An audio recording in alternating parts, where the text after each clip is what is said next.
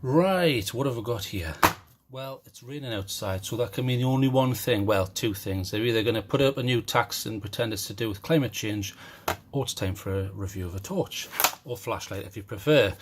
Right, today we have the Jetbeam Jet-U. Now, I know the brand Jetbeam, but I haven't had a lot of their products to look at, so this is the first one I'm going to review. The Jet-U, it's a AAA configuration flashlight, so there's a little AAA battery for size there. That's what this is going to run on. Personally, to me, I think the market is now flooded with AAA style torches, so it's going to be interesting to have a look at this, see what this brings to the table. Straight off, 135 lumens. Now, off the top of my head, the torch eye EDC on my keys, which is the Through Night TI3, depending on when you got it, so I don't want comments saying sometimes it's high, I know that. Generally it's about 120 lumens. I know you can get other specific LED configurations in that now, but I've had this for a long time and it was 120 when I got it, and that's your basic what you're going to get. So about 120 lumens in cool white. There's another few models I want to compare to, but we're going to concentrate on the specifications first. So let's have a quick look at the package. So there's your 135 lumens there. It'll do up to 35 hours. Now that's obviously on the lowest setting. Now I think this has 3 settings and no strobe, which is annoying, but it's a twist type, so generally some manufacturers don't bother putting it in. Most manufacturers, what they'll do is they'll make you twist, twist, twist to go through all the modes, then you go through them again to get the strobe, and by that time, what was the point? It's certainly not very tactical. I like this on flashlights when they give you suggested usage, in case you weren't aware why you've bought the flashlight in the first place, you know, in case you've forgotten it in the time it takes to arrive. I like that. Right, so let's get into this package. So, because remember, everybody loves an unboxing. So let's get in here. I'm going to have to come up with a new catchphrase instead of everyone loves an unboxing, because not everyone loves an unboxing. Sometimes I don't like an unboxing. So, right, we're in. Now you seem to get quite a bit of bump with this, so let's see what you get. There's the flashlight, that's just a card, we'll ditch that. Ditch that. There's the silica gel. Do not eat, remember, do not throw away and do not eat. Okay, so what have we got here? Right, package first. Let's have a little look in here. Now this is a spare O-ring. Now an O-ring is just a rubber contraption which goes between 2 screw joints, and the whole point of it is it provides water tightness. So that's what gives this torch, it's actually up to an IPX8 rating, and I'll go through those and explain what that actually means. But there's a spare one, because what can sometimes happen is if that's not seated properly and you're mucking around, it's easy for the threads to go over the top and break it. Plus they perish, and depending on what chemicals you have lying around, they can perish quicker. So you need to keep that away from certain chemicals. But nice to see that. So well done, Jetbeam. Like to see that. What have we got here? Oh, a business card. Certificate of approval. Okay, so the company are telling me that they've passed their own approval. Well done. That's like the Monty Python book award for their own books, isn't it? Now what's this? This is like a little lanyard. I like that. It actually feels decent quality. I was expecting it to be a load of rubbish. So there's the small section which goes into... Oh yeah, so there's multiple entry points you can put that through. Nice. And then it's got a nice joiner. Let's just see how... I like to give these a stress test. Nope, that's not coming apart. Jetbeam branding. Feels nice. It's almost like next... It feels like an old style lanyards you used to get years ago. It's quite nice. And then there's a little cincher, so you can move that up or down depending on how tight you want it on the wrist. So nice to see. I like that. Hey, anything for nothing, and I'm highly rating of that. Let's see what this is. Okay, product name. Okay, that's your warranty card. Okay, I'll keep that. Can't imagine there'll be any problems. And here's the operation manual. So at least they're giving you this. You know, a lot of manufacturers, especially the Chinese ones, you get nothing, and it's just you've got to play the game of guess how to make it work. Now my simplified Chinese character knowledge isn't that good anymore. So we'll look for the English section. Here we go. 135 lumens, very nice. 3 brightness levels, okay. Now that's interesting, so let's go through the specs. So you've got low, medium and high settings. So on low you've got 1.5 lumen.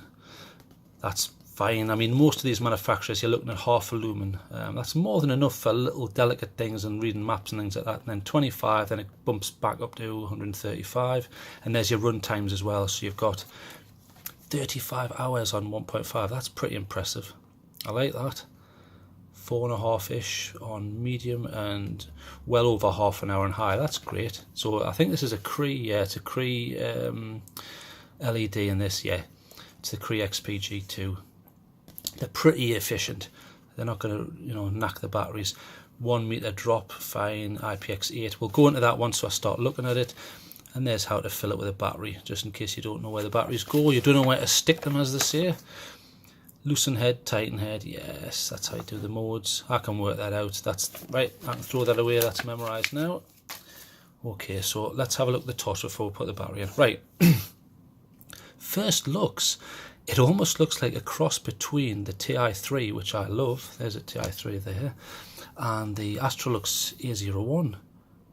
It's kind of a cross between the two. So that's quite interesting. I like it. Now, what's the clip like? It doesn't feel particularly strong, but it's strong enough. Bear in mind, this is going to be a light item, and it's reversible, so you can take that off. Yeah, you can take that off and stick it the other way around, which I like. That's a feat. But the only problem is that should be further down, because what's the point in reversing that? I don't like that very much.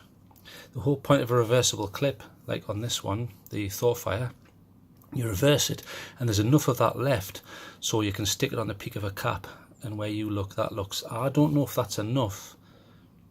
As long as you had a rigid tip on the cap, you might be alright, but okay, that's just how they've chosen to design that. That's a design decision, up to them. I'll take that back off and put it the right way around. And I notice there's multiple entry points there for the lanyard. I like that. This you can change and turn around, nice.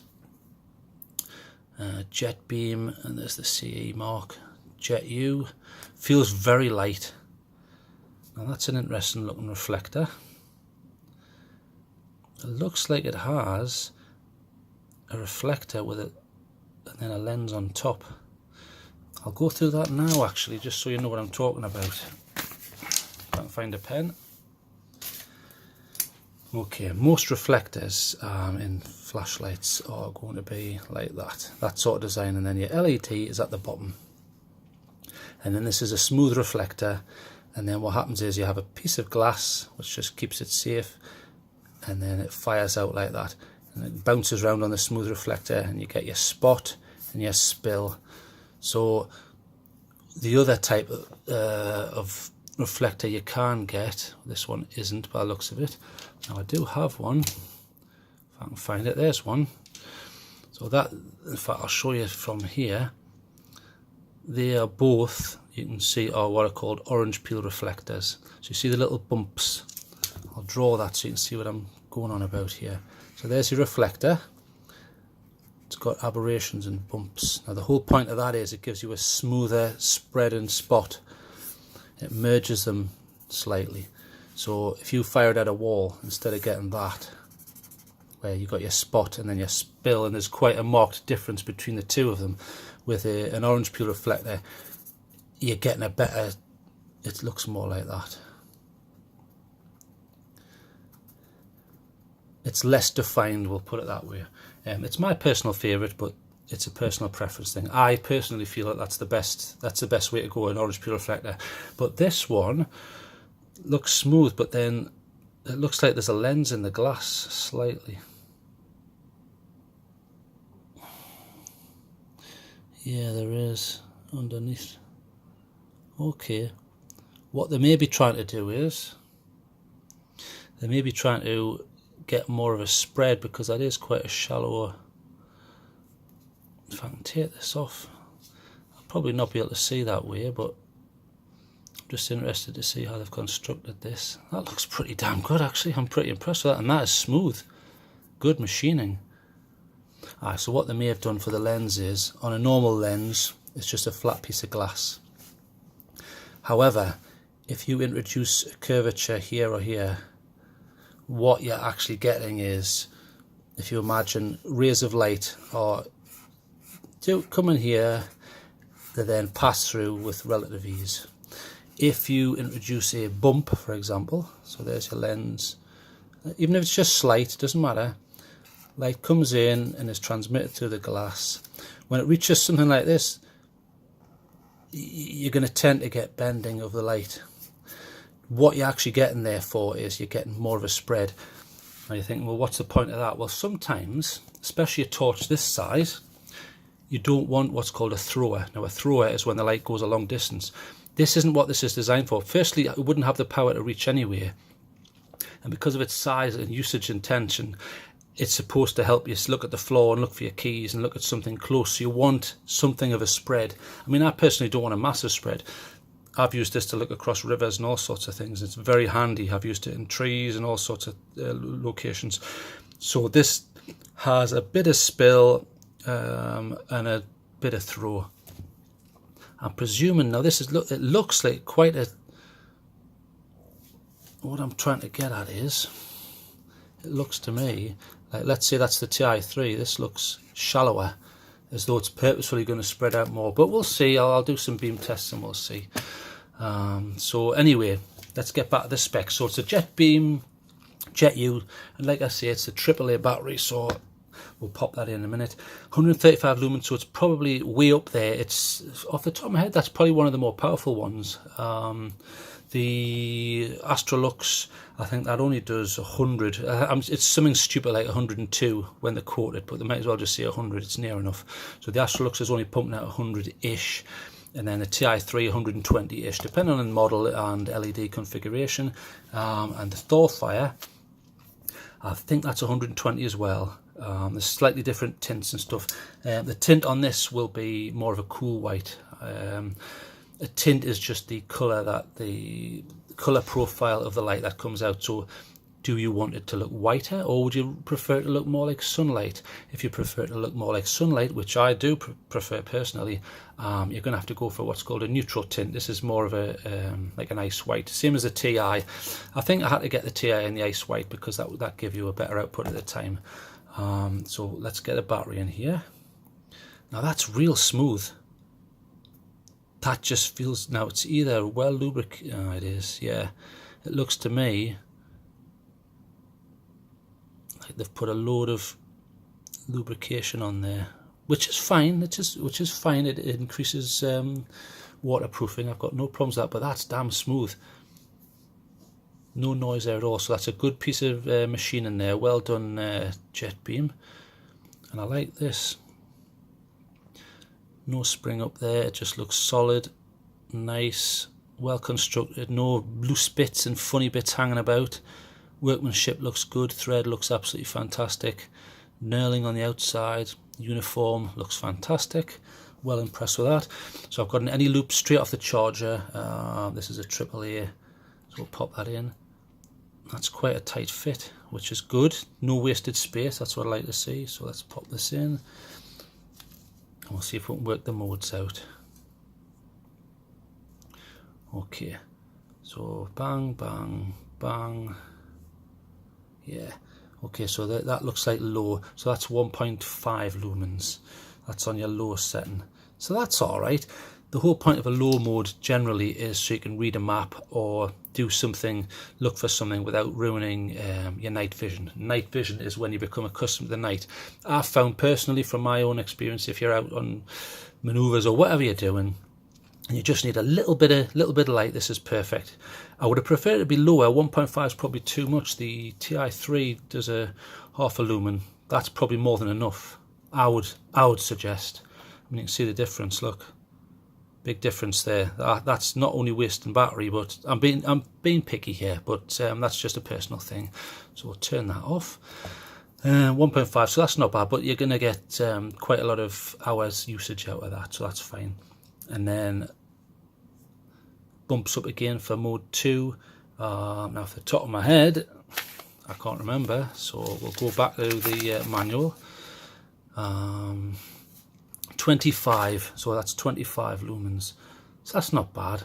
You can get a lot done with 25 lumens. If you're just looking for a key or something close, you don't really want it to spill or go very far, that's fine. And then the final mode should bang it back up to maximum, which is, there you go, you can see that. That's pretty good output, that. 135 lumens. That's got an interesting spread pattern. Do you see how even right down here, there's quite a bit of spread? In fact, I'll compare that and I'll show you what I mean. So let's get the TI on. Bang, bang, bang. There's the TI. And then the A01. I'll just kill everyone with strobe there. There you go. And then the Thorfire. There. Okay, so beam pattern. Let's have a look. Straight away, even hardly lifting that. Look at the spread. That's interesting. So this is a big spreader, which is nice. So if we compare that to the TI, see the difference? That's spreading way out. It's almost as if, in fact, I'll take them to the same height. Yeah, look at the difference, big. It's hard to see on the camera, but it's almost double. And then the HDR is kicking in and it's not showing it. Now look at how diffuse that is. You know, I was complaining earlier, saying, oh, you have to have an orange peel reflector. The Jetbeam actually does a better job. Look at the smooth transition between the spot and the spill.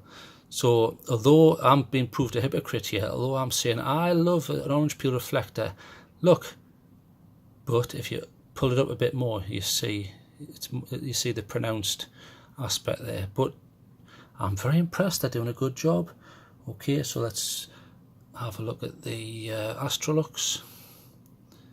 It's obviously not as bright, the Astrolux, but similar spread pattern, not bad. I quite like this. I'm interested to see what it's like outside. And then the Thorfire seems to spread all over the shop. That's quite good.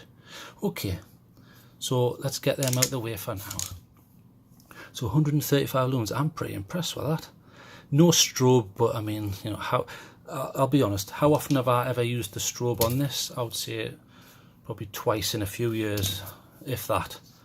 And once it was just to use it as a beacon anyway, so you could have used any old mode or just put it in a low mode and point it in the right direction. So that's fine. I like the reflector. I thought I wasn't going to like it. I do like it. It feels great. Clip's fine. I'm not sure about the reverse, but you know, that's a personal thing. Not sure about the finish. All I've done is reverse that and already it's damaged. And this is brand new out the box. So that's a shame. But that's what happens when you reverse clips. Other than that, feels fantastic, brilliant. 135 lumens. IPX8. Now, what does IPX mean? Because I often mention this in a lot of videos. IPX is the rating for sticking it in water, let's say. So you've got like, you've got low ones. I'll just try and find one. I did have one somewhere. It is. So something like this is going to have a low IPX rating because it has an entry point for water. It has to be charged. Whereas something like this, you know, IPX7 is going to protect you from rain and things like that. A little dousing, but IPX8 means you could literally drop that in water up to 2 meters and it's still going to work, which is fantastic. I think all torches and flashlights should come with that feature, at least IPX8 if possible. I was looking at some of the Clarus online there and they were looking pretty good. Even though they had charging holes, they were up to IPX8, so there's no excuse these days. So that's a good rating to see. And like I say, it's got a Cree XP-G2 LED, I think, off the top of my head, which are the pretty efficient ones. So let's get outside and let's have a shot.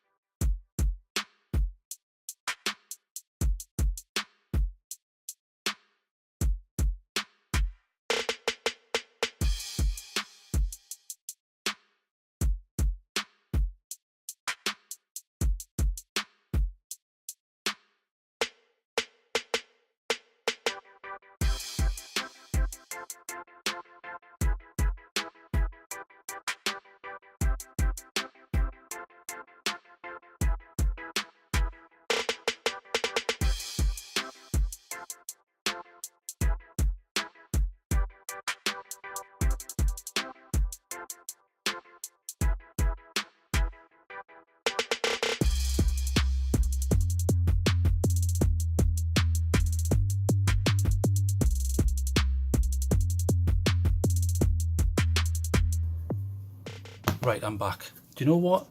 I'm impressed with this. One of the highest outputs for this form factor. Feels great. I like it. It looks nice. Size is fantastic. I mean, we'll size this up. So there it is there. I mean, compared to something like the Thorfire, look at the size difference. Fantastic. Even though it's using the same battery. I've already discussed the length in the individual review of the PF01S and why it's longer, and I do explain that. But which would you rather have on your set of keys? Straight away, it'll be that one.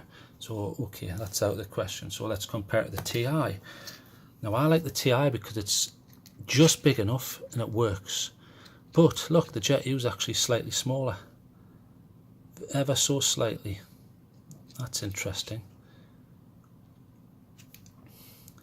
So really, I mean, price-wise, they're about the same. You're looking at about $15, give or take, depending on where you get them, obviously. So it's pretty impressive. Is it enough to make me go away from my beloved TI3? I think if that broke, I'll be happy to replace it with that, put it that way, because I find the Astrolux too big. I mean, look at the size. I mean, why is it so big? It doesn't need to be that chunky. It's almost as if they've done a cheap job. Yes, these are cheaper, but I'd rather pay a little bit extra to get something like this. So really, for what it does, I'm going to have to highly rate this. I wish the clip was a bit better, but it's not bad, and not at this price point. They give you plenty stuff, warranty card, they give you a lanyard. I'm going to have to rate this. I'm going to have to give this 9. It's that good. I'll give it a 9. Never had proper hands-on with a Jetbeam, but I'm very impressed. Multiple entry points there. I like the reflector. Brilliant output. Relatively cheap, $15. You can probably get it under that if you look around. Well done, Jetbeam. I like it. Feels good, looks good. Excellent. Well done. So let's give this 9 out of 10. I would highly recommend getting that, especially for the price. If this happens to break, I can't see any problem with me swapping over that. No problem whatsoever. Or keep it as a backup. Nah, definitely worth getting. 9 out of 10. Right, that's me done. I'm out of here.